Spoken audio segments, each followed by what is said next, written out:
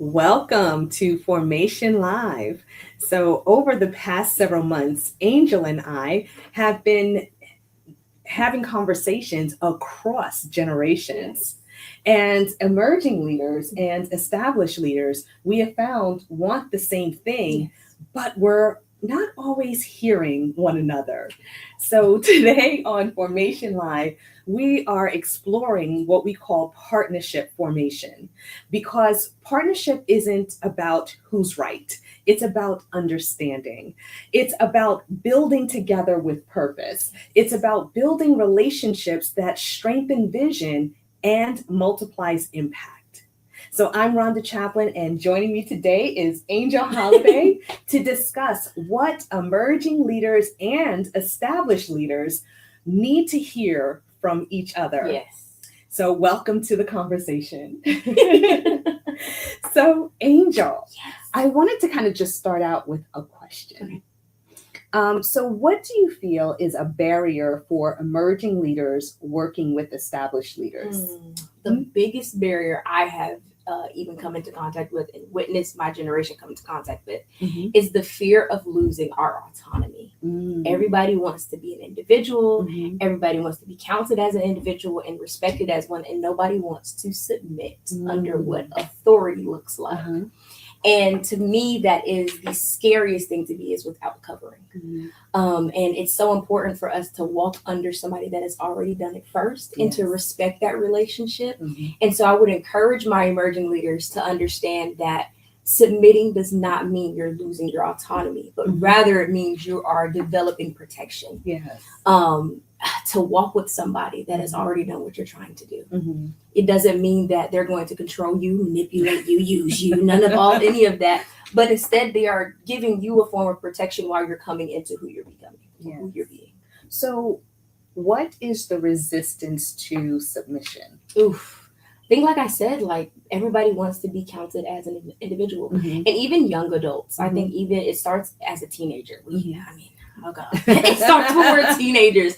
It's like, I want to be my own person. I want to make my own rules. I don't want anybody to tell me what to do.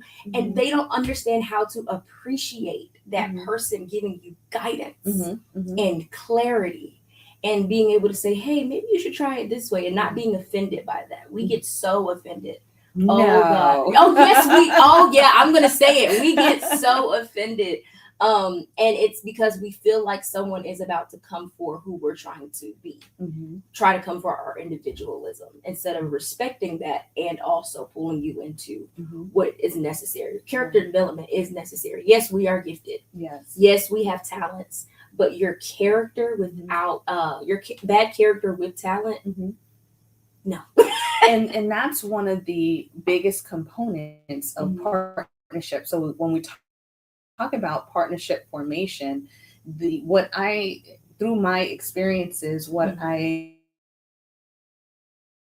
really came to is that being a part of a partnership, it requires character. It requires not just coming to the table knowing who you are, but it's who are you being when you are collaborating, when you are partnering with somebody else. So that character, to your point, is so key, and that takes formation. That's a process. Yeah, it does. Your talent can't just show up for you. You have got to have that character, and that comes in the process. And that's why it's so important to be submitted under authority, because they can protect you while you're going through that process. Exactly. And, and oftentimes we don't think about the correlation of, the journey of life, right? When we are submitted under leadership, before we get married as women, we start to understand, what does submission really look like when we are yoked with our purpose partner. So it's kind of like, it's practice for what's to come. It's practice. Yes, it's protected practice. You're not doing it on your own. And we always talk about like not doing things on our own. And this is no different. Right. It's no different. So where did that stem from? So we're talking about, emerging leaders, we're talking about generations. Where did, for your generation, where did that resistance to thinking that submission meant that I have to lose my identity, I have to lose my voice? did other generations impart that? Where did that, do you know, where did that stem from? That's a good question. Honestly, it kind of starts from childhood, and I'm going to say this from a Black childhood, because but a lot of times we were not taught why. We were just taught what. Really? Yeah. Okay. It's like, oh, you're going to do this because I'm the adult, you're the child. And in that, not establishing identity from that relationship, now we're fighting for identity. Really? But with all the gentle parenting. Oh, please.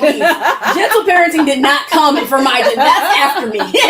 Gentle parenting was after, there was no gentle parenting. Okay. Not while I was coming up, at least. Yeah, no. It came after, whatever the generation is after me. Yeah, I don't even know. Gentle parenting. After Gen Z, I don't even know what. I mean, I thought that stemmed with your gen. I think it's Gen Alpha.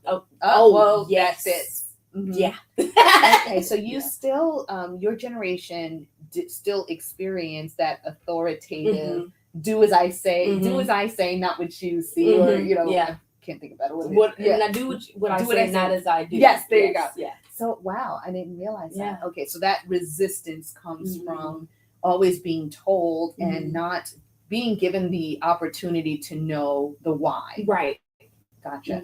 And I think that my generation, when we were raised, that's how we came up. Yeah. So it's interesting that you say that because, from the outside looking in, I watched my parents who are their generation are now the grandparents to the millennials and your generation. And I didn't see that. I saw the gentle grandparenting. Oh, wow. Yes, gentle grandparenting is a thing.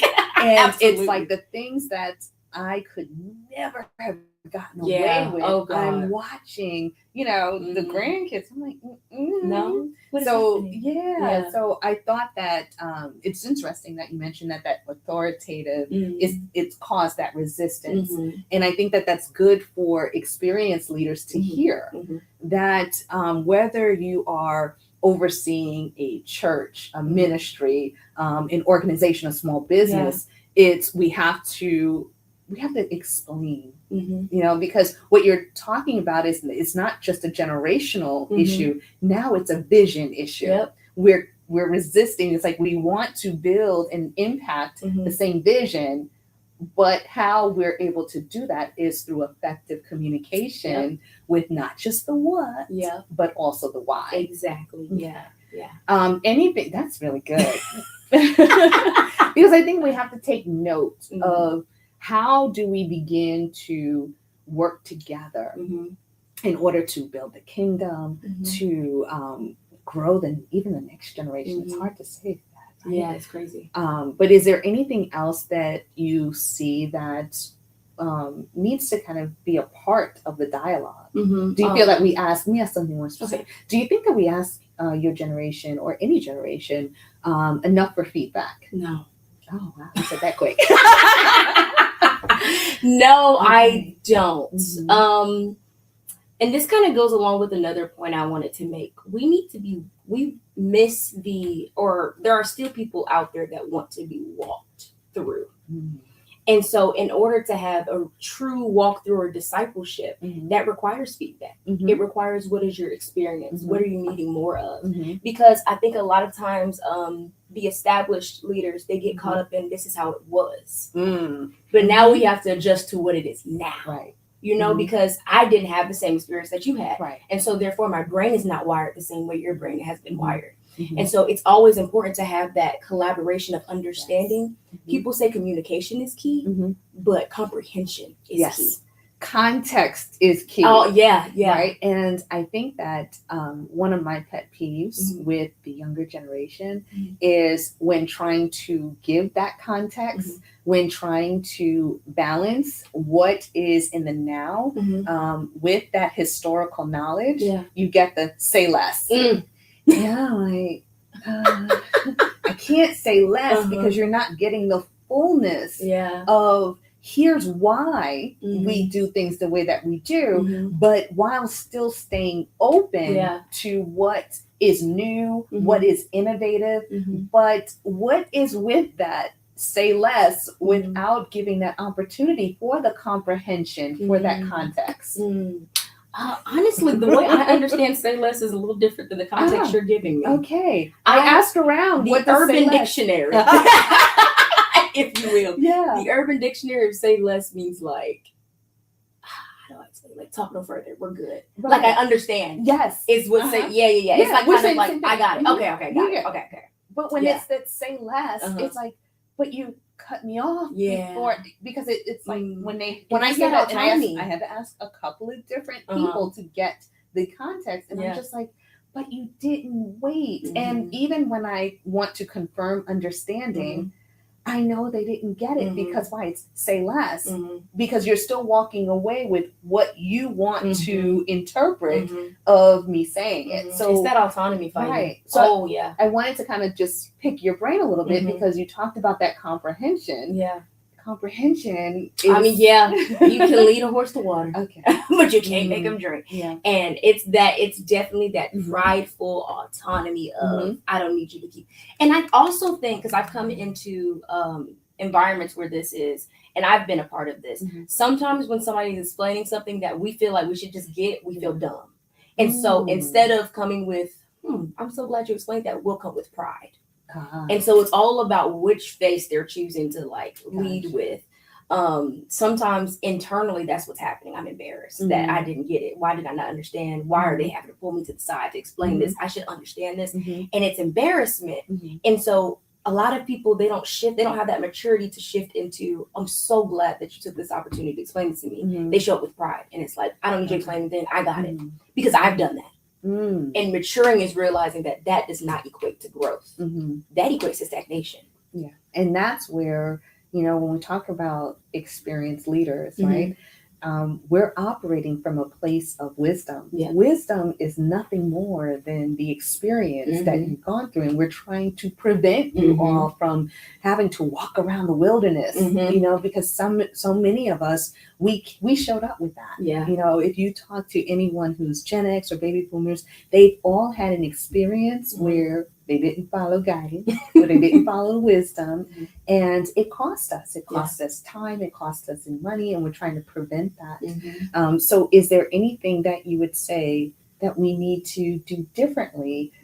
Because oftentimes I will say, help me to understand your thought process. Because I can tell when someone is shutting down beyond what they're saying. Say less. Confirming understanding. Asking for feedback. These are all things that if you go through any type of leadership development cohort or class, these are all tools that you're taught. But outside of those things, is there anything else that we can do to not prevent someone from walking away saying, I should have known that, or I feel dumb. I've heard that a lot. And I'm like, but who said? Yeah. We can't control how someone feels, but is there anything that as experienced leaders that we need to do to kind of help ease that feeling? Honestly, sometimes it takes that person journeying through life and just realizing, dang, I should have listened, or I should have taken better advantage of that. But in the moment, just thinking of unconventional ways to reach somebody, like not just going beyond like a corporate organized structure of like, how people do, what are they called? Like what are they called? End of year evaluations. Yes. Okay. People don't take those seriously. Well, and I'm going to put my HR hat on. I totally agree with you. Yeah. I am in all my 30 years of being in human resources, any organization or any clients that only want to do the annual evaluation, I walk away from that. You have to have quarterly check-ins, but even more importantly than that, you have to actually set up weekly or bi-weekly touch points to being able to gather feedback. How are you doing? There should be a formal check-in process outside of just your annual check-ins. And even for churches and ministries that are not doing that at all, how are you shepherding your people if you don't know where they're at on a quarterly basis? And that's where it's that going beyond hello. Yes. Every week. Hi, hello, hello. Being actually intentional. Yes. Being seriously Mhm. intentional. And that's what is lacking. And Mhm. I feel that that's why we often don't know when someone is ill. Mhm. We don't know what someone is walking through, Mhm. even if it is a trauma, Mhm. because we're not doing those. Hey, come on, let's go get something to eat. Hey, what are you doing? Everybody is so busy that we do not have an opportunity to do anything other than the formalized check-in. Nope. Or it takes a tragic situation before it's, oh, let's talk. Mhm. Why are we waiting to get to that place? Because it's about preventative, right? Being able to see what's going on, what has shifted, what has God spoken to you? Have you gotten any type of revelatory, or any revelation that you need help to process? That's what those conversations are about. And my thing is that if we have done it so effectively in the marketplace, and I hear you when you say, it doesn't always have to be so structured, but I feel until it becomes a habit, it does have to be structured. There has to be someone to say, when was the last time you checked in with your ministry team, your age group, your friend? When was the last time you did that? We see it all over, especially remember in May during mental health awareness. That's where you start to see check up on your friends, check up on your family. Why does it take 1 month to highlight that? And now here it is in July. How many people can say every week, because of the focus of mental health awareness in May, that I now have created a habit where I don't wait for situations? And I'm not talking about texting and saying, hey, the Lord put you on my heart. How are you doing? No, I'm talking about picking up the phone and calling, being belly to belly, even after service, saying, hey, let's go here to go get something to eat. Or I haven't seen you at church in a while. What's going on? Not via text. Nope. So do you feel that would bridge the gap between the generations of being able to soften that, do as I say? Do you feel that I think help? the intentionality definitely will, but also I have seen this so many times where people in the seat of the experienced leader, they say, oh, well, I reached out and they didn't say anything back. Or they'll say this, I told them to call me if they ever need anything. That's not intentional. And so they leave it at that and say, well, I did my part. Now you have to do your part. And in some ways, yes, that works. But I can definitely say from my point of view, if somebody says, if you need anything, it's like, well, I don't want to bother you. It's intentionality, even in your wording. Okay. Let me know how I can support you. Gotcha. Instead of if. Let me know how I can show up for you. Instead of, you know what I mean? Like that intentionality is, for us, will feel like, oh, I'm burdening you. We already feel like we're not doing good enough. We already feel like we should know better, or what, all this other stuff. And now telling me, reach out if you need this, is like, I don't want to, I don't want to hinder you. So the perception becomes, well, they're busy, or I just don't want to bother you. So it doesn't even go deeper than. It doesn't really feel like it, and it's not even like their fault. It's just how sometimes the brain deceives you. So how can an experienced leader show that they are accessible to an emerging leader? Instead of going in those structured, like once every quarter type of thing, having general relationship, having actual relationship. Some people only have relationship on the business end, or only have relationship in ministry end. And that's why, like you said, it's so important that we like go commune with each other and all that stuff. People aren't doing that. They're not doing it because they don't, not that they don't care. They don't care. To be so real, because they'll say, oh, I do care. But just saying, hey, I let them know, they can reach out anytime they need to. But what was your intentional mark that you made? Because I don't know your schedule. You didn't give me dates. You didn't give me, hey, my normally I'm open in the mornings. You know what I mean? Like, that's intentional to me. So would it help if they were given a link to a calendar? That would be better. Because I think that works in the marketplace, right? Where if I know if someone on my team needs to have a conversation, they have a link and they just use that. So then they know when I'm available, when I'm not, outside of kind of the weekly normal team check-ins. Okay, so that's one option. We're getting closer. Yes. So for experienced leaders, when you have a multi-generational team, perhaps providing a calendar Yeah. link to show what your availability is Mhm. for dialogue. And it Mhm. doesn't have to be where it's a formal conversation. Right. And at that point, once it's scheduled, you can say, hey, I saw that we're scheduled to meet Yeah. on such as a day. How about we take it over a meal? Mhm. How about we meet here? And unformalizing Yeah. the conversation to And your that's point. amazing. That's Okay. excellent. I would have Mhm. loved to have that. Mhm. Just because we don't like people don't want to insert themselves into your life if it's not Mm. necessary. Mhm. You know, and sometimes we feel like our problems aren't, they're not Mhm. your problems. To be Right. fair, it's not your problem. Mhm. And so to show that you really genuinely care is Mhm. taking that step of intentionality. Mhm. And just like I said earlier, just having regular commune time, like Yeah. honestly checking in. Mhm. Honestly, how are you doing? Yeah. We pass each other at like a formal place. Mhm. How are you? How can I what do you need this week? And does it have to be over text? No. I know. Okay. Your generation doesn't like to pick up the You phone. know what? And I don't. I know. Not even gonna lie to you, but I'm getting better. Yeah. I'm getting better. I have to say, in the time that we worked together over the last night, in the beginning, it was just like text. But now you pick up the phone, which is great. Yeah, I'm Okay. growing. I'm Yes. growing. I'm growing. Before And your I very think, eyes. but I think that is a clear demonstration Mhm. of meeting people where they are. And I know I really can't stand that phrase, but when you're starting to shepherd people, Yeah. that is something that's key. It's Mhm. not around, like I could have easily said, Angel, I'm only going to call. No, in Yeah. the beginning we text and then Mhm. slowly I started Yeah, calling and then slowly you started calling back. It's a gradual, it's a Yeah. process.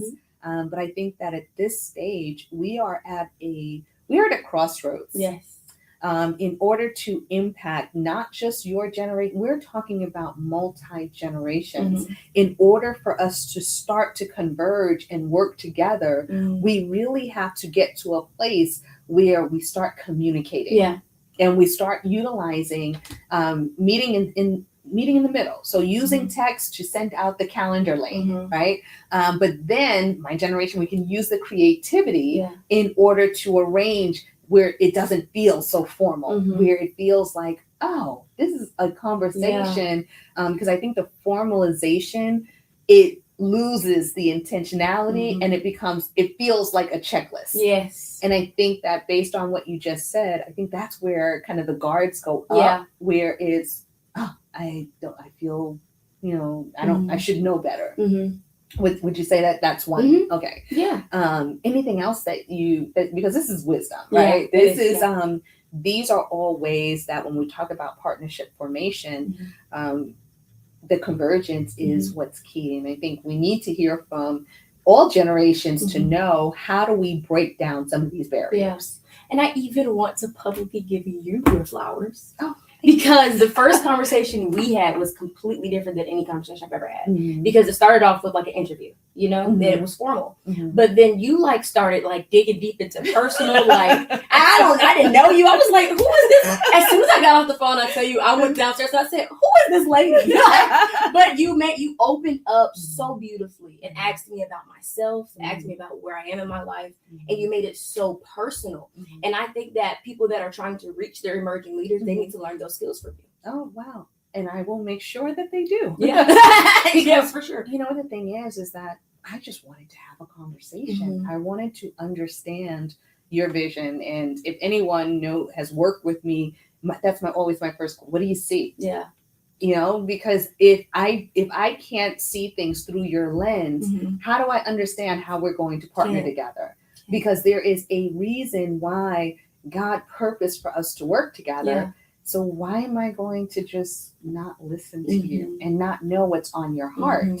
That is the only way that I know how we fit. And we talked about this, I don't remember what we did, but it's kind of like, if I'm the arm, I don't need, if I'm the right arm, I don't need another right arm. Right. So it's kind of like, what do you see? What's your vision? Yeah. And your strengths is going to be my weaknesses. My weaknesses is going to be your strength. That conversation helps me to understand that and what it is that we both need to cultivate.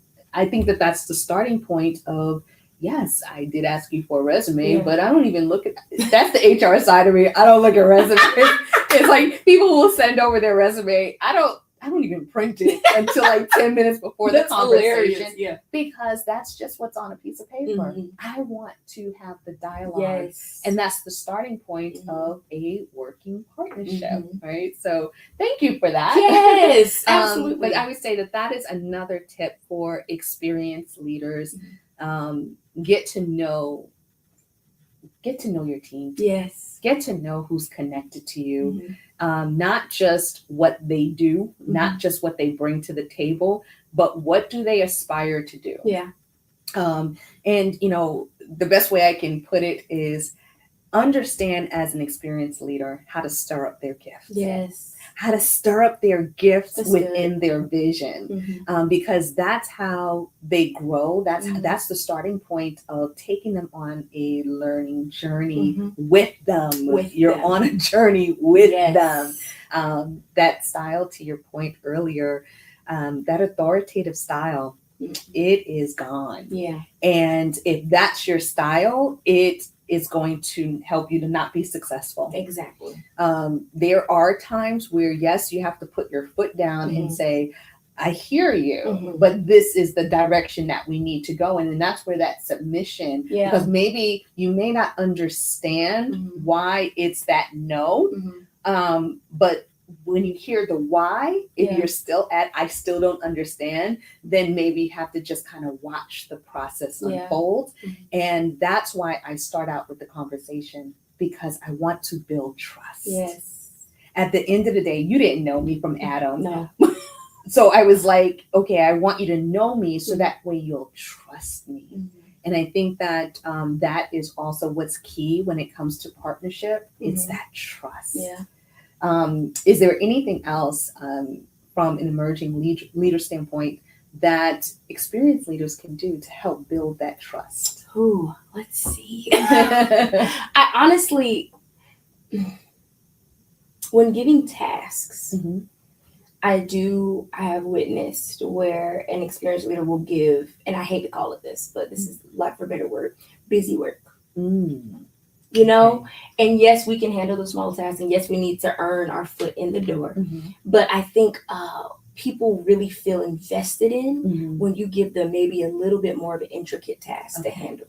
Because now I'm saying, oh, you see what I see about myself, and you see more in me. Gotcha. So now I'm going to work a little harder, and that also gives a little bit more character development because you've entrusted me with a heavy task. So now I need to lock in. I think we get in this cycle of knowing that we're going to be handed busy work, so we only perform at a busy work level. Wow. Okay. So part of, and I see how we're building, right? We're stacking, because through that conversation, right, you're building trust, right? You're getting to know each other, but you're understanding capacity in order to avoid giving that busy work. And in establishing that trust, I think that one of the things that I always say is that don't be afraid to make a mistake. Just be concerned about communicating when you're stuck, when you're having issues. Because in my career, there has never been anyone who has made such a mistake that couldn't be fixed. The problem was when they tried to hide it. And I realized that's harder to fix when I'm not getting the communication. So I think that, yes, I've seen a lot of people just kind of give the light, busy work because it's quicker for me to just do the heavy lift by myself. But that's a good point. And that goes back to the trust. That goes back to who can you assign to be a partner? Because I think that that's part of what's missing, right? If we're able to partner you up. With, even if it's a peer level, but someone to collaborate with, so that way there's that comfort level of, okay, I'm jumping in to take on this big heavy lift, but I'm not doing it alone. Right. Okay. Okay. So these are some very good tips. As we get ready to close, is there anything else that you feel, whether it's to your fellow emerging leaders or to the experienced leaders, is there anything else? Okay. All right, great. So I hope that this was helpful to not just experienced leaders, but also to emerging leaders, Yes. right? Because healthy leadership and vision, and this is just something that I have found, it's not built upon one generation replacing another.